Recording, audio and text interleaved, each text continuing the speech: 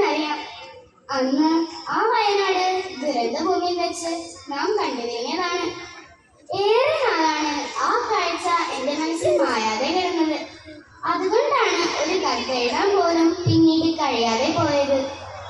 ഈ ജൂബിലി വർഷത്തിൽ ഞങ്ങൾ കുഞ്ഞു കുട്ടികളായാലും കാരുണ്യ പ്രവൃത്തികൾ ചെയ്യേണ്ടതിന്റെ പ്രാധാന്യത്തെക്കുറിച്ച് സൺഡേ ക്ലാസ്സിൽ നമ്മുടെ ജോയിച്ചൻ പറഞ്ഞപ്പോൾ വീണ്ടും നമ്മൾ അടുക്കാനുള്ള അവസരമായി.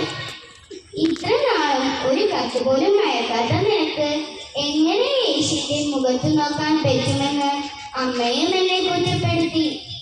സോറി, എന്റെ ഉണ്ണിയല്ലേ, എന്റെ ഉണ്ണി യേശുവല്ലേ. സ്വന്തമായൊരു വീടില്ലാത്ത ഞങ്ങളുടെ കൂട്ടുകാരി അന്നുമോൾക്ക് ഒരു വീട് വേണം. അവരുടെ അപ്പൻ മരിച്ച ശേഷം വളരെ കഷ്ടപ്പാടിലാണ് അവർ. അവരുടെ അകന്ന ഒരു ബന്ധുവിന്റെ പഴയ വീട്ടിൽ വാടകയ്ക്കാണ് അവർ താമസിക്കുന്നത്.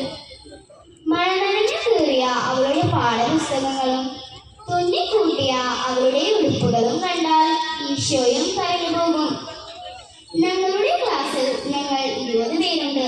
ഞങ്ങളെ കൊണ്ട് മാത്രം ഒന്നും ചെയ്യാൻ കഴിയുകയില്ല.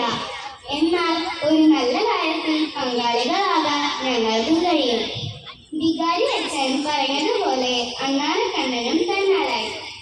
ഞങ്ങൾ 4-5 ഗ്രൂപ്പുകളായി തിരിഞ്ഞ് ഇവിടുത്തെ വീടുകൾ തോറും കയറി പഴയ പത്രങ്ങൾ, വീടുകളിൽ ഉണ്ടാക്കുന്ന പച്ചക്കറികൾ, തേങ്ങ ഇവയെല്ലാം ശേഖരിച്ചു.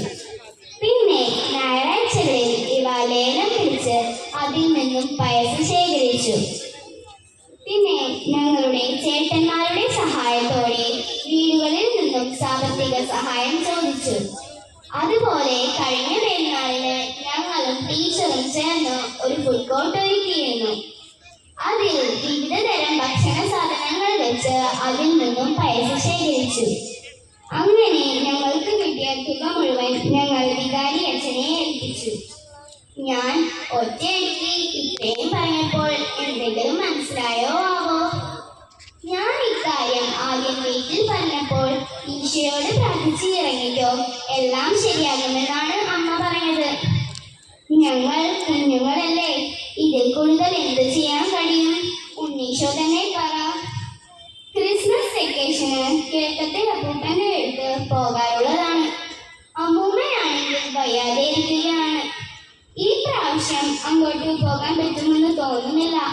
കാരണം ഞങ്ങൾക്ക് ഉണ്ണീശോയ്ക്ക് അനുമോൾക്ക് വേണ്ടി പൈസ ശേഖരിക്കേണ്ടതല്ലേ. ഉണ്ണീശോ ഞങ്ങൾക്ക് വേണ്ടി പ്രാർത്ഥിക്കണം, ഞങ്ങളോടൊപ്പം ഉണ്ടാകണം. അത്ര കഷ്ടപ്പാടിലാണ് അവളുടെ ജീവിതം. ഞാൻ നിർത്തട്ടെ, എന്നോട് ദേഷ്യമൊന്നുമില്ല.